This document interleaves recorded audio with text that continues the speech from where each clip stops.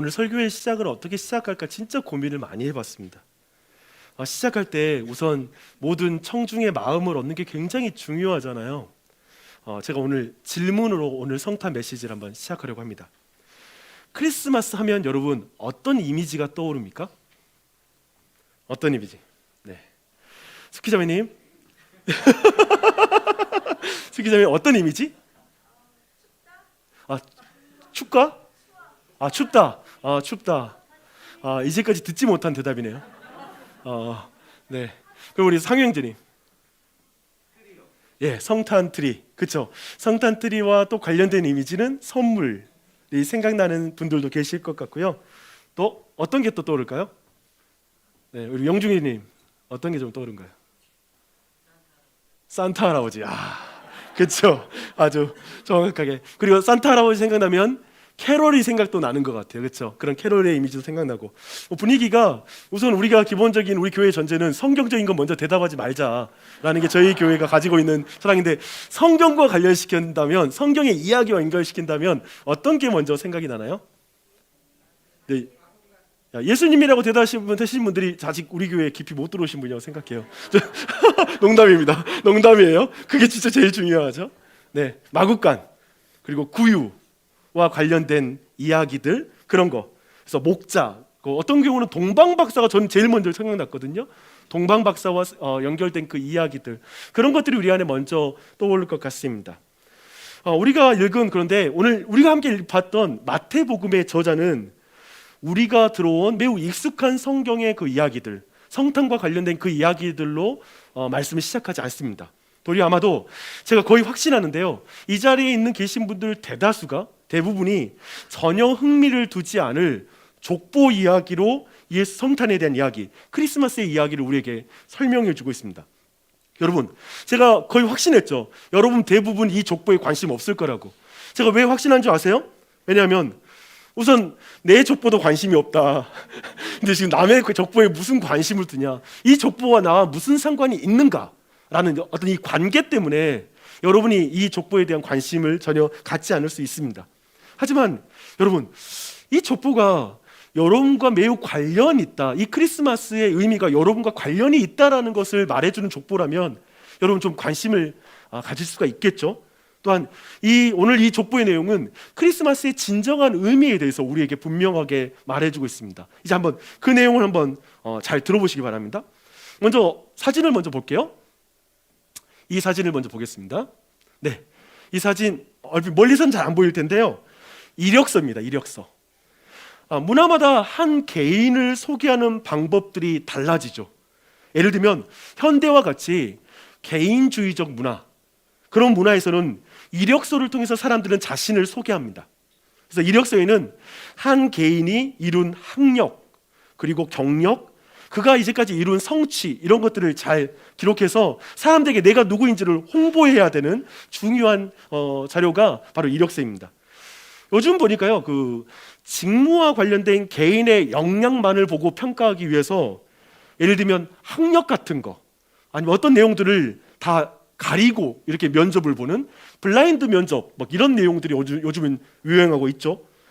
즉 어떤 의미에서는 한 개인에게 사실은 가족 공동체가 미치는 영향이 엄청 크잖아요. 예를 들면 그 가족 공동체가 어떤 일을 할 때 어떤 그 사람의 어떤 일에 대한 태도를 형성하는데 가족이 큰 영향을 줄 수 있잖아요. 또한 그가 이제까지 경험했던 학습 공동체의 어떤 수준이 이 일을 수행하는데 분명히 도움이 될 것임에도 분명하지만 이제는 그것으로부터 완전히 한 개인을 떼어내서 한 개인을 평가하는 그러한 방식도 요즘은 사용하고 있습니다. 네, 한번 다른 문화로 가볼까요? 예를 들면 가족 중심의 공동체 문화, 그런 문화에 간다면 무엇이 중요할까요? 그런 문화에서는 족보가 굉장히 중요합니다. 여러분, 옛날에 우리가 살아갈 땐 비교적 활동 범위가 넓지 않았잖아요. 그래서 굉장히 좁은 범위에서 일평생 다른 지역으로 벗어나기 힘든 그런 시대가 있었던 것 같아요. 근데 제가 어렸을 때 제가 우리 동네 다른 동네에 가거나 어디 가면 그 어르신들이 저를 만나면 꼭 물어보는 질문이 있었습니다. 야, 내 아버지 전함이 어떻게 되냐? 라고 물어보시거든요. 그러면 제가 우리 아버지 성함을 이렇게 말씀을 드리면 그렇게 나면 나에 대한 소개가 다 끝나요. 그렇죠? 그래서 나의 집안과 그리고 우리 부모에 대한 평판이 자녀들에 대한 평가로 이어지는 것, 그것을 아마도 우리는 어떤 그런 집단 그리고 어떤 공동체 문화에서 볼 수 있는 한 개인에 대한 평가일 거예요. 근데 그때나 과거의 어떤 공동체 문화나 아니면 개인주의적 문화 상관없이 많은 사람들이 자신에게 불리한 이력을 빼고 싶은 그런 충동을 느끼게 됩니다. 그렇죠? 우리 모두 이력서에서 빼고 싶은 한두 가지 정도는 있잖아요. 내가 다시 돌아간다면 이 이력은 내가 좀 지우고 싶다, 바꾸고 싶다라고 이렇게 생각하는 부분들이 있을 것입니다. 학벌주의 사회에서 빼고 싶거나 고치고 싶은 한 줄이 있을 거고요. 능력주의 사회에서 우리 안에 이 경력, 이것은 좀 내가 이렇게 좀 바꿔보고 싶다라고 생각하는 부분이 있을 것입니다. 과거에도 그랬어요. 과거에는 족보를 돈으로 사기도 했습니다. 그리고 더 이상 그 지역, 그러니까 나를 알고 있고 우리 조상을 알고 있는 그곳에 더 이상 살지 않고 나를 전혀 모르는 먼 곳으로 이주하여 사는 경우들도 있었어요. 그게 굉장한 리스크가 있음에도 불구하고 그런 일을 감행하기도 했습니다. 과거나 지금이나 이력서를 조작하고 싶습니다. 왜냐하면 이력서는 곧 나이기 때문에 그렇습니다. 그리고 회사가 나를 고용할 이유를 말해주는 게 이력서입니다.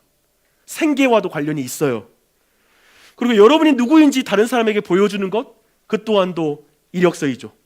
그래서 우리의 이력에 조그마한 오점이나 흠이라도 없었으면 좋겠어요. 우리 모두 그런 걸 갈망하고요. 사실 이런 모든 우리 안의 갈망이 자녀 양육에서 표현되죠. 아이들을 교육시키고 여러 가지 아이들 지도할 때 우리 안에 못다 이룬 거, 내 안에 아쉬운 것을 가능한 아이에게 대물림하고 싶지 않다라는 것이 아마도 우리가 가지고 있는 생각일 것입니다. 근데 마태복음은, 성경의 이 마태복음은 완전히 이런 우리의 생각을 완전히 뒤집어 버립니다. 특별히 1절부터 6절 안에 4명의 여성을 등장시키고 있습니다. 과거 우리나라도 그랬지만요, 고대 근동에 여성이 들어가 있는 족보는 없습니다. 전무합니다. 그런 의미에서 성별에 있어서 완전히 아웃사이더인 여자들이 지금 예수 그리스도의 족보의 초반부에, 그러니까 1절부터 6절 사이에 4명이 등장했으니까요, 정말 많은 그 사람이 지금 등장하고 있는 것이죠. 근데 그렇게 언급된 4명의 여인의 대부분이 또한 이방인입니다. 우리는 일찍이 알고 있잖아요. 아마도 교회 밖에 있는 계신 분들도 유대인들이 선민 사상을 가졌다라는 그런 이야기쯤은 한 번쯤 들어봤을 것입니다. 근데 이 여인들이 대부분이 이방인이에요. 다말과 라합은 가나안 사람이고요. 그리고 룻은 모압 사람입니다. 특별히 다윗 왕의 할머니 룻, 다윗 왕의 할머니 룻을 한번 소개해 드릴게요. 룻은 모압 사람인데요. 모압은 아브라함의 조카 롯이 큰딸과 함께 동침해서 얻은 아들입니다. 그러니까 근친상간을 통해서 얻은 아들의 이름이 모압이에요. 근데 이들은 나중에 이스라엘 백성이 애굽에서 출애굽한 이후에 이제 그 백성을 발람이라는 무당에게 사주해서 저주하려고 여러 차례 시도를 했습니다. 하지만 이 일이 무의로 돌아가게 되죠. 그러자 나중에 모압 여인들을 통해서 이스라엘의 남성들을 성적으로 유혹합니다. 그리고 같이 음행을 행하고 결국 이방인에게 우상 숭배하는 일까지 참여하게 만드는 그런 사건으로 이어집니다. 이 일로 이스라엘 백성은 굉장히 많은 사람이 하나님의 심판을 받게 됩니다. 근데 그때 하나님이 이런 말씀을 남겨줬어요. 이런 말씀입니다. 모압 사람은 여호와의 총회에 들어오지 못하리니 그들에게 속한 자는 10대뿐 아니라 영원히 여호와의 총회에 들어오지 못하리라 라는 이런 말씀을 했습니다. 그러니까 지금 여기서 이 총회란 다르게 말하면 하나님의 가족에 들어오지 못한다, 하나님의 족보에 영원히 들어오지 못한다, 모압에 속한 사람들은, 이렇게 지금 말하고 있죠. 그런데 이 인종적 아웃사이더인 룻은 지금 예수님의 가족에 들어와 있는 거예요. 하나님의 가족 안에 지금 들어와 있다는 것입니다. 이게 어떤 의미인지 차근차근 또 볼게요. 근데 마태는 있잖아요, 좀 약간 부끄러운 역사 잠깐 하나 다뤘잖아요. 근데 꼭 빼야 될 이력을 또 더하고 있습니다. 이스라엘이 지우고 싶은 진짜 추악하고 약간 정말 지저분한 이야기가 하나 있어요. 그와 관련된 이름이 누구냐면 다말이라는 그런 여인입니다. 야곱의 12아들이 있거든요. 나중에 이 12아들이 12지파가 되고요. 근데 그 중에 가장 유력한 가문이 바로 유다라는 그런 가문입니다. 근데 사실 이 유다는 한때 공동체를 떠났습니다. 성경에 보니까요, 형제들을 떠났다라고 이렇게 표현하고 있습니다.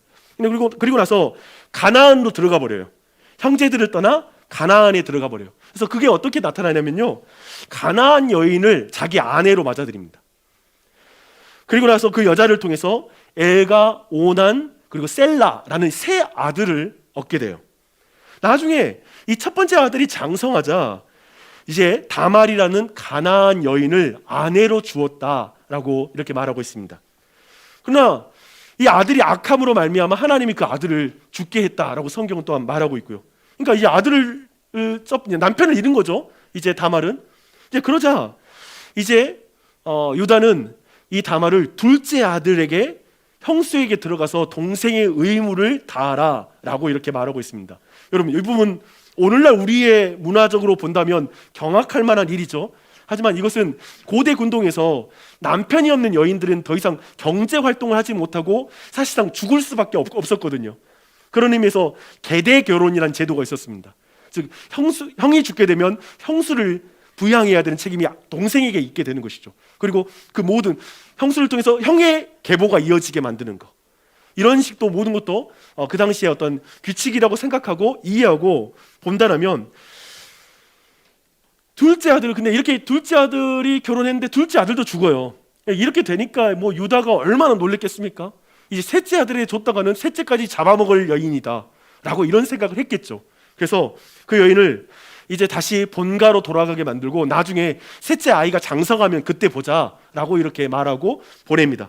하지만 셋째가 장성해도 유다는 다말을 부르지 않습니다. 그리고 나중에 세월이 지나서 유다가 양떼를 이끌고 이 다말이 있는 지역에 가게 돼요. 가까운 곳에. 이 소식을 다말이 듣고 나서 이제 모략을 합니다. 뭐냐면 다말이 창녀의 옷을 입고 시아버지 유다와 동침을 하게 됩니다. 그렇게 얻은 아들이 베레스와 세라입니다. 흥미로운 게 뭐냐면 오늘 족보를 보잖아요. 다 누가 누구를 낳고 한 사람을 말하거든요. 근데 이때에만 베레스와 세라를 낳고 라고 이렇게 말합니다. 그러니까 이 문제, 이 일을 끄집어내는 것입니다. 정말 지우고 싶은 이력 아닙니까? 여러분 어때요? 이런 이력 여러분 있으세요? 여러분의 가문에? 정말 상상할 수 없는 이력이죠. 그것을 지금 드러내고 있어요. 인종적 아웃사이더에다가 도덕적인 아웃사이더이죠. 그렇죠? 그 다말의 다말을 예수님의 족보에 기록하고 있습니다. 예수님의 가족 안에서 인정하고 있습니다. 마태가 아무리 악취미가 있더라도 좀 이 정도 좀 썼으면 그만해야 되겠죠. 그렇죠? 지금 족보를 탈탈 털었어요. 그런데 여기에다가 라합이라는 여인을 또 언급합니다. 이 라합이라는 여인 누굽니까? 이 여인은 가나안 여인이에요. 근데 그녀의 직업이 매춘부였습니다. 아유, 매춘부, 여러분 혹시 족보에 기록되어 있는 게 있나요? 이 사람 그 매춘부의 조상의 이름을? 우리는 그런 걸 절대 기록하지 않죠. 지금 성경은 그 매춘부의 이름을 기록하고 있습니다. 근데 이제 마지막으로 제가 보고 싶은 것은 이제 마지막 한 여인 남았잖아요. 세 번째 여인까지 봤는데요. 여기에서 반전을 일으키는 한 여인이 한 명 더 추가됩니다. 이 여인은 여러분이 알고 있는 다윗 왕의 아내이고요, 또한 솔로몬의 어머니이기도 한 그런 특별한 여인입니다. 근데 6절을 보니까요, 그 여인을 이렇게 마태는 소개하고 있습니다. 다윗은 우리아의 아내에게서 솔로몬을 낳고 라고 이렇게 말하고 있습니다. 그러니까 우리아의 아내가 반전을 일으키는 배경은 이런 거예요. 지금 보십시오. 우리아의 아내 이름은 제가 보는 거 이거예요. 성경 해석할 때 우리아의 아내는 신경 쓰지 마, 다윗과 우리아를 한번 봐보자. 지금 이렇게 가는 거예요.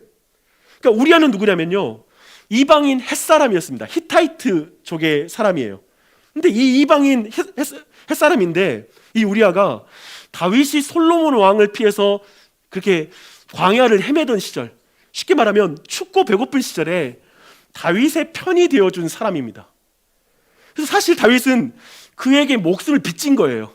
그러니까 다윗이 우리아가 목숨을 걸고 다윗을 보호했던 그런 사람입니다. 그런데 다윗은 이제 우리아가 자신의 군대를 이끌고 전쟁터에서 싸우는 와중에 그의 아내 밧세바와 동침을 합니다.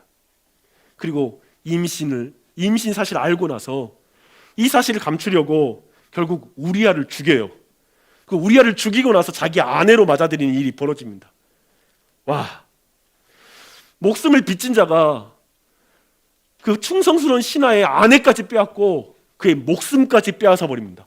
다윗이 그런 인물이라는 거예요. 흥미롭게 마태는 밧세바의 이름을 기록하지 않고 우리아의 아내만을 말함으로써 이 모든 내용, 지금까지 우리가 생각하는 그 아웃사이더, 인사이더 그러면 우리가 생각하는 이런 기준을 완전히 뒤집어 버립니다. 들어보십시오. 이스라엘 역사 속에 다윗은 가장 존경하는 인물이에요. 여전히 지금 이스라엘은 다윗 시대를 회복하려고 다윗의 별을 국기에다가 넣어놓고 있어요. 그때의 그 흥한 것을 회복하자라는 마음으로. 근데 지금 마태복음은 뭐냐면 그렇게 존경하는 다윗을 우리아와 비교하면서 고발하고 있는 거예요. 누가 진짜 아웃사이더이냐? 모든 것을 가졌는데 세상의 중심에 우뚝 섰는데 이스라엘 편의 이방인인 우리와 비교해서 다윗은 얼마나 비열한 인간인가? 그게 다 드러나는 거예요. 그렇죠? 다윗이 너무 비열한 거예요. 도대체 이방인보다 나은 게 뭐야? 신자라고 말하는데, 하나님을 믿는다고 말하는데 너가 도대체 뭐가 나아? 라고 말하는 거예요. 정말 교회랑 저 이방인은 멀다고 생각했는데 너 교회 안에 있으면서 성전 안에 있는 너가 진짜 아웃사이더 아니야? 라고 이렇게 말하는 거예요.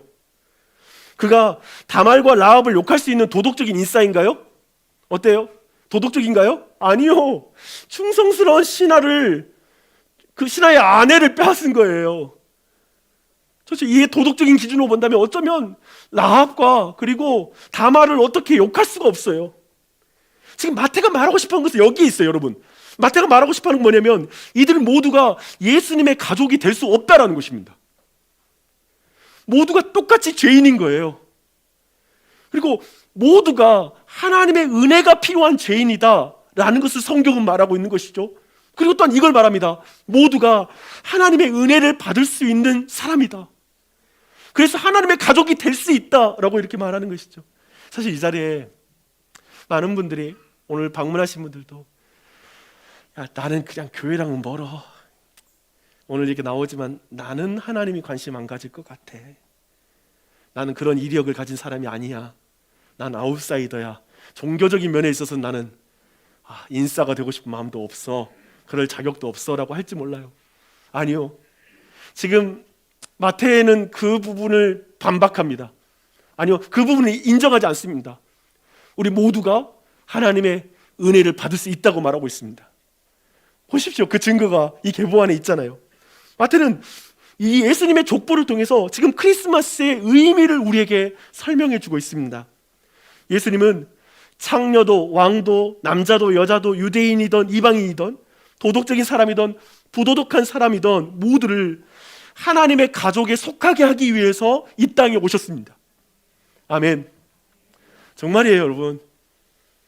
크리스마스가 되면 정말 우리가 행복해요. 왜냐하면 크리스마스는 여러분을 진짜 하나님의 자녀로 회복하기 위한 날이기 때문에 그렇습니다.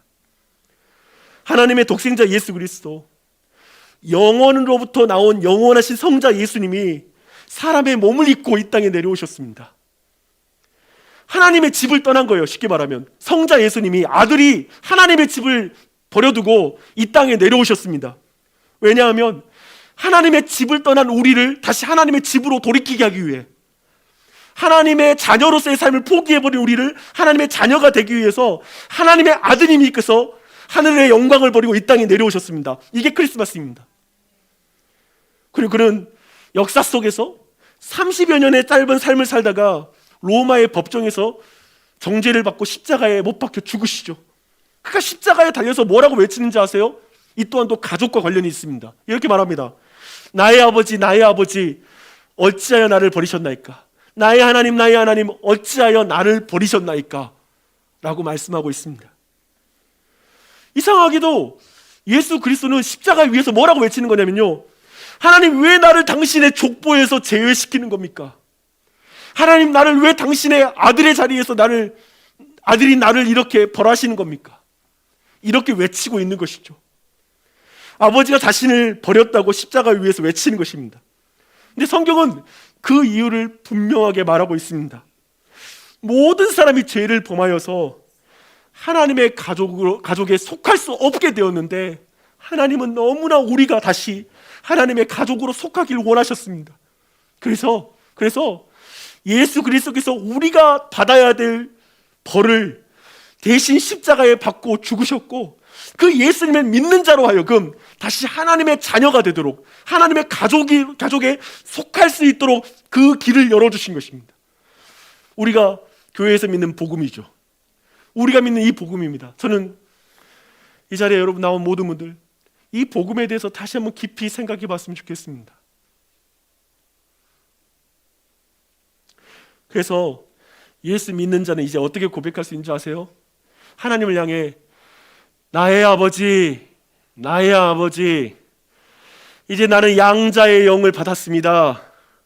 나는 하나님을 이제 아버지라고 부릅니다. 하나님의 가족이 된 것이죠. 우리는 그 은혜를 받게 되었습니다. 저는 오늘 오신 분들이 아직 많은 걸 확인해야 되겠지만, 정말 당신을 하나님의 자녀로 부르신 그 하나님의 음성에 반응했으면 좋겠습니다. 그리고 그분에 대해서 더 알아갔으면 좋겠어요. 진지하게 이 주제는 너무 중요해요. 왜냐하면 우리가 알잖아요. 가족이 얼마나 중요한지.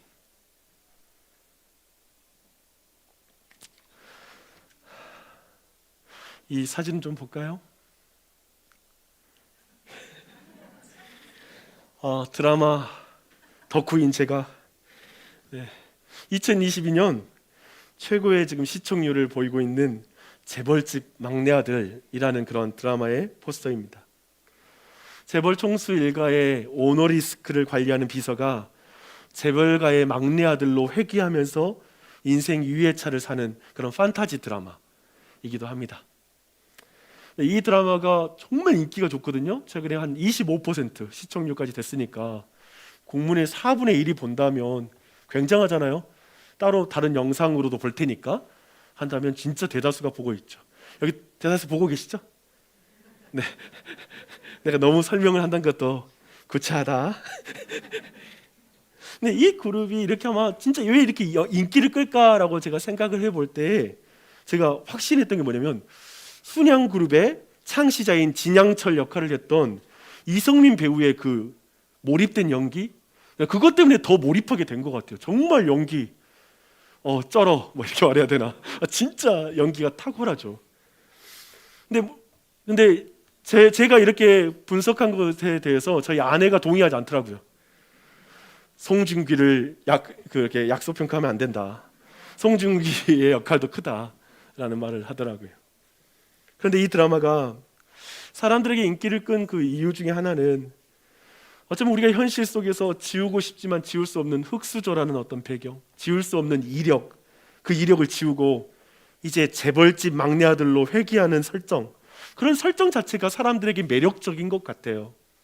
그리고 또한 그렇게 이제 돌아간 회귀한 그 위치에서 이제 흙수저로서는 도저히 바꿀 수 없는 현실, 그 바꿀 수 없는 현실을 막 바꿔가는 거, 그것을 보면서 많은 사람들이 거기에서 뭔가의 쾌감을 느끼는 거, 흙수저로서 뭔가 드라마를 통해서라도 작은 어떤 반란, 변화를 좀 주는 것 같아서 그게 많은 사람들에게 어떤 이 드라마를 보게 만드는 매력이었던 것 같습니다. 근데 제가 이 드라마 중에 한 가지 좀 중요한 특징이 배신이거든요. 배신을 통한 반전인데, 사진 한 번만 더 보여주세요. 네. 옆에가 지금 오른편이 진양철 회장의 충복인 이항제 상무 맞나? 그렇게 보이나요? 네. 이항제 상무가 사실 진도준, 우리 주인공 송중기를 대신하고 옆에 보이는 진상준이라는 사람에게 붙게 되죠. 근데 다시 이 진성준이 이 이항제 상무를 배신해요. 근데 그 배신했을 때 이항제 상무가 이런 말을 합니다. 나는 내가 태어나기 전부터 순양맨이었고 이 순양그룹은 내 할아버지와 내가 이렇게 키운 거야. 그런데 왜 내가 이런 대접을 받아야 하지? 라고 말하자 이제 진성준이 그를 비웃으면서 이렇게 말합니다. 그렇게 주인 대접을 받고 싶으세요? 그리고 가까이 다가가요. 그리고 귓가에 이렇게 말을 해요. 그럼 다시 태어나세요. 그럼 다시 태어나세요. 이 대사가 너무 와닿더라고요. 그럼 다시 태어나세요. 사실 너무 현실적인 표현이죠. 태어날 때부터 모든 것이 결정된 것 같은 세상처럼 보이기 때문에 내가 아무리 발버둥 쳐도 지금 이 세상에서 나의 어떤 위치는 크게 바뀌지 않을 것 같은 절망감을 느끼는 시대이기 때문에 그렇습니다. 오늘날이 아무리 개인주의 사회, 곧 개인의 역량을 중요하게 생각하더라도 그 개인의 역량이라는 것이 결국 가족들의 지원에 의해서 좌우되니까, 그럼 요즘 지적 대물림 말하잖아요. 사적인 어떤 사교육을 얼마만큼 해내는 그런 경제력에 따라서 아이들의 학교가 결정나는 거. 어쩌면 그렇게 여전히 가족으로부터 영향받을 수밖에 없는 그런 상황, 그 가운데 흙수저와 금수저라는 이 이력의 중요성이 너무나 사람들의 입에 오르내리죠. 다들 그렇게 중요하게 생각해요. 개인주의, 능력주의 사회라고요? 아닌 걸 알잖아요. 물론 개인의 역량을 너무 비관적으로 봐서도 안 될 것입니다. 여하튼 그 어떤 길을 걸어갈지라도 그럼 다시 태어나세요 라는 이 말이 너무나 와닿아요. 그럼 다시 태어나세요. 제게도 다시 태어난다면 바꾸고 싶은 제 안에 이력이 있습니다. 저는 우선 고등학교를 바꾸고 싶습니다. 처음에 제가 빨리 취업해가지고 돈을 벌고 싶어서 공업고등학교를 갔습니다. 근데 제가 진로를 바꾸고 나니까 이력서를 쓸 때마다 내가 기계공업고등학교 이렇게 쓰는 게 너무 아쉬운 거예요. 좀 처음에는, 예전에는 좀 모를 때는 많이 좀 부끄럽기도 하고 그랬던 것 같습니다. 이력서를 쓰면 좀 바꾸고 싶었던 그 첫 번째 내용이에요. 두 번째는 전 대학교를 바꾸고 싶어요. 왜 이렇게 많이 바꾸고 싶은지. 제가 고2 때 예수님 만나고 와서 무조건 저는 신학대를 가야 되겠다는 생각을 했어요. 그래서 제가 그 당시에 순복음 교단에 속한 교회에서 예수님 만났기 때문에 내가 갈 대학교가 결정이 나더라고요. 이미 순복음 관련된 대학교로 가게 된 것이죠. 근데 중간에 제가 교단을 바꿨잖아요. 지금 여기가 대한예수교 장로회 합신이니까. 순복음의 신앙색이 너무나 다른 합동신학대학원에 제가 이력서를 쓰게 됐습니다. 근데 신대원 원서를 이렇게 쓰고 하는데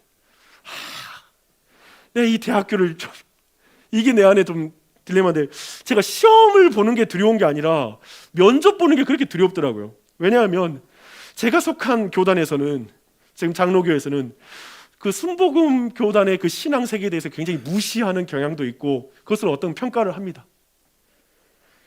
근데 내 개인적으로 거기서 마이너스 평가를 받게 될까 봐 그런 것이 그냥 괜히 마음에 써서 그 면접 보러 갈 때 머리에서 예상 질문 시나리오 막 돌리면서 어떻게 대답하지? 막 이런 생각을 하고 긴장하며 갔었던 기억이 납니다.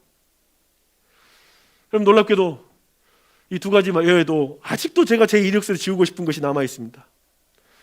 제가 목동에 있는 이거 이름을 밝혀도 문제는 없겠죠. 네. 아무도 안 볼 테니까. 목동에 있는 지구촌 교회에서 제가 파트 사역을 한 것을 제가 지우고 싶은 거예요. 목동 지구촌 교회는 우리 교단에서 한마디로 말하면, 우리 교단이 되게 작은 교단이잖아요. 근데 작은 교단인데 우리 교단에서 한마디로 약간 삼성과 같은 이런 이미지라고 생각하시면 됩니다. 쉽게 말하면 교세도 클 뿐만 아니라 목회자에 대한 어떤 복지 너무나 좋아서 한 번 들어가면 나오지 않는 곳, 이런 교회라고 생각하시면 돼요. 근데 그 교회를 저는 적응 못하고 부적응자로 빨리 나왔거든요. 그런데 저랑 가까이 어울리는 분들은 그 교회가 신학적으로 타협한 교회다, 느슨해진 교회다라고 이렇게 평가하기 때문에 그분들 앞에서 저는 제 목동 지구촌 교회에서 사역했다는 말을 못하는 거예요. 그게 내게는 자랑거리가 아닌 거예요. 누군가 내세울 수 있는 이력이 아닙니다. 근데 여기서 한 가지 더 있습니다. 제게는 한국 교회가 모두 인정한 이력 한 가지가 있습니다. 하나님 아버지의 마음 작사가라는 거. 이거 대단한 겁니다. 한마디만 하면 저 이단 아닌 걸 검증받아요. 이단 아니야. 이단 아니네. 이렇게 검증될 수 있는 한 가지예요. 그런 걸 가진 사람이 한국 교회에 많지는 않아요. 많지는 않아요. 근데 저는 하나님 아버지의 마음을 모르는 것 같아서 작사가라는 말을, 그 노래가 막 유행하고 나서도 말을 못하고 다녔어요. 그거 아세요? 이 곡 내가 작사해서라는 말을 못했어요. 저는 이것에 대해서 부끄럽지는 않지만 제가 이걸 이력서에 써본 적도 없어요. 그런 주제이기도 해요. 저는 개인적으로 왜 이렇게 이력서에 지우고 싶은 게 많은지 모르겠습니다. 여러분 어떠세요? 다시 태어난다면 제가 다르게 결정하고 싶은 게 너무 많아요. 저 일반대학교를 너무 가고 싶어요. 신학대 말고. 근데 그때 일반대 철학과를 갔어야 되는데 시행장 그런 아쉬움이 있어요. 여러분 어떻습니까? 새롭게 초대되는 분들은, 오늘 처음 오신 분들은 자신의 이력이 교회와 멀다라는 생각을 가지실 수 있을 것 같아요. 나는 좀 교회와 상관없을 것 같아 앞으로도. 기독교의 하나님과는 거리가 먼 이력. 저도 우리 가족이, 우리 어머님이 불교 신자였는데 우리 가족은 원래 이제까지 불교도였어, 다른 종교였어, 아니면 나는 완전히 무신론자야, 나는 물질주의자야 스스로를 생각할 수 있습니다. 다시 태어난다면 모를까 내가 교회 다닐 일은 별로 없을 것 같은데 라고 생각할 수도 있습니다. 다시 태어난다면 여러분, 다시 태어난다면 어떻게 살고 싶어요? 어떤 이력을 좀 바꾸고 싶으십니까? 아마도 다시 태어난다면 이건 판타지 드라마에서나 가능한 설정이겠죠.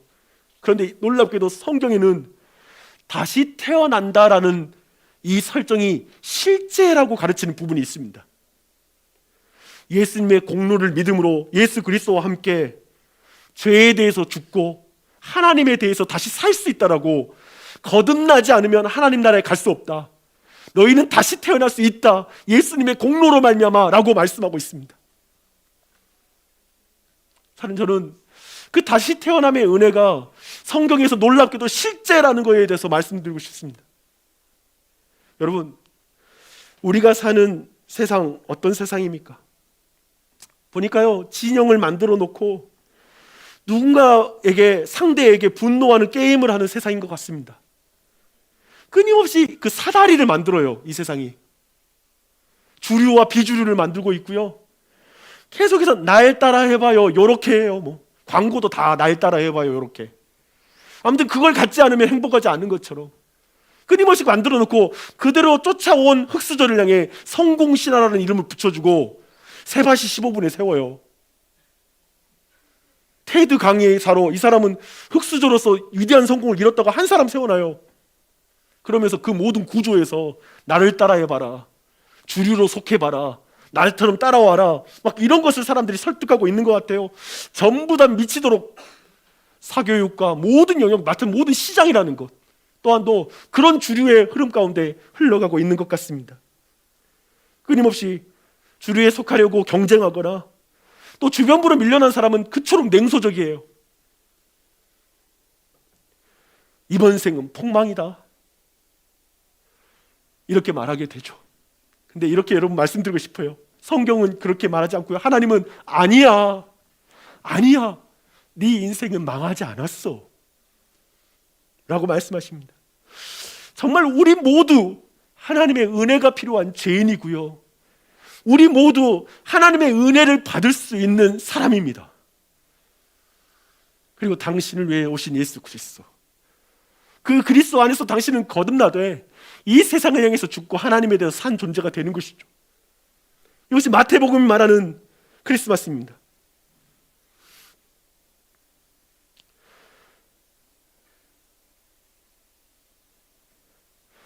하나님의 가족이 된다는 건 어때요?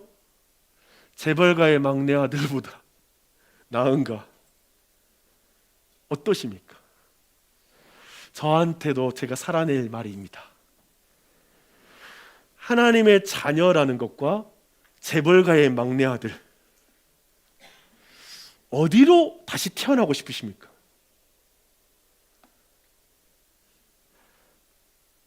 내가 예수님 만나고 한 가지 변화는 진짜 그런 것 같아요.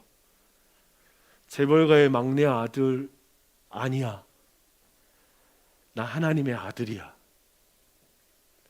어쩌면 재산이라는 것은 죽으면 사라지겠죠. 하지만 하나님의 자녀라는 그 사실은 안 바뀔 거예요. 예수님 믿으세요. 예수님 믿으면 너무 좋습니다. 그래서 그 예수님을 다시 만나기를 한번 다짐해보고 계속 알아가는 것을 한번 결정하는 오늘이 됐으면 좋겠습니다. 아멘.